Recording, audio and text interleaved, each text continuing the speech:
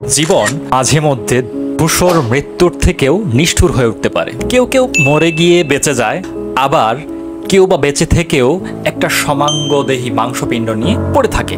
আসসালামু আলাইকুম, আমি মোহাম্মদ আবির। মাঝে মধ্যেই বুক রিভিউ দেই।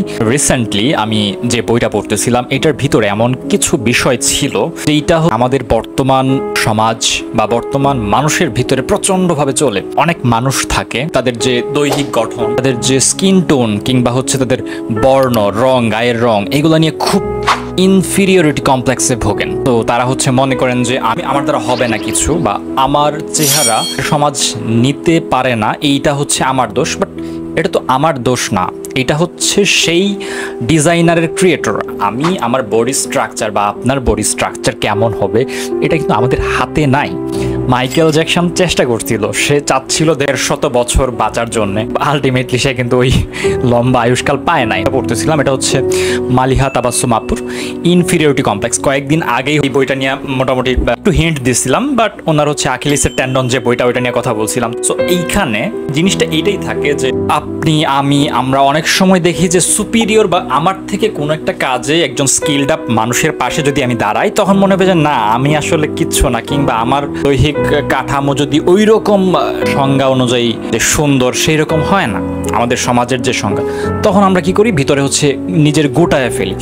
এই বইয়ের মধ্যে প্রথাগত যে সুন্দর বা সুন্দরী হওয়ার যেই ধারাটা, ওইটার মধ্যে না থাকা কুহেলি নামের একটা মেয়ে, তাকে রক্ষা করা, তাকে কেন্দ্র করেই ইনফিরিয়রিটি কমপ্লেক্স এই মেডিকেল থ্রিলারটা দাঁড়ায়।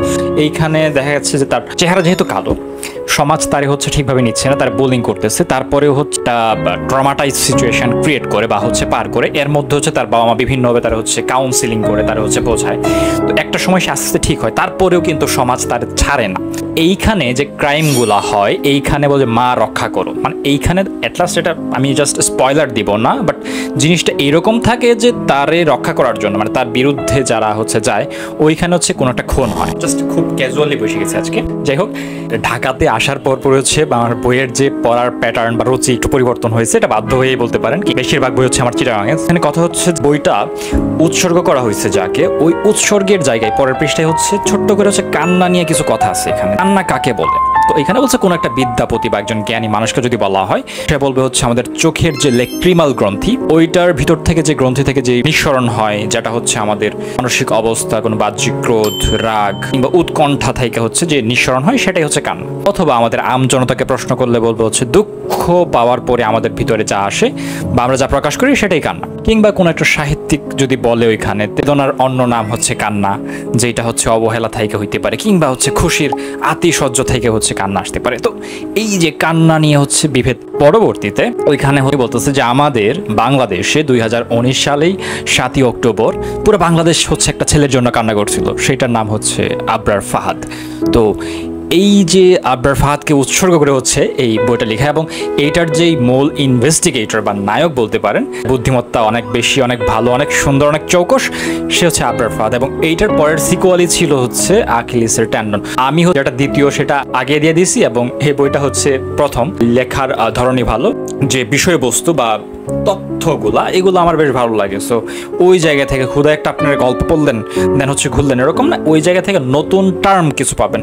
তো পাশাপাশি একটার পর একটা মার্ডার ওইগুলো আবার উদ্ঘাটন করা, কিংবা ঘটনাগুলোর সঙ্গে বহমানতা, এই জিনিসগুলা কিন্তু খুব মোলায়েমভাবে আপনি এইটার মধ্যে পাবেন। তো আপনারা চাইলে পড়তে পারেন এটা, মালিহা তাবাসসুম আপুর ইনফিরিয়রিটি কমপ্লেক্স। এটা একটু নিজের ক্ষেত্রে, মানে অনেক ক্ষেত্রে থাকে না যে গায়ের রং কিংবা আমার গুণ নাই তেমন, আমি এটা ওটা, বেশিরভাগ মানুষটা বলি, আমি অনেকের সঙ্গে কথা বলি, তখন তারা একই কথা বলে।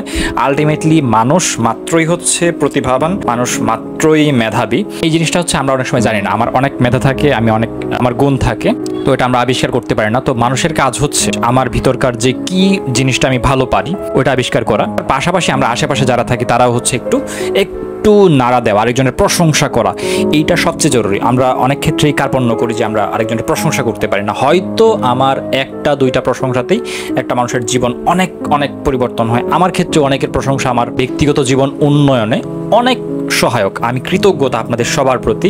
আমার অনেক ক্ষেত্রে অনেক সুন্দরভাবে গঠনমূলক মন্তব্য করেন কিংবা প্রশংসা করেন। I am so thankful, thanks a lot all of you.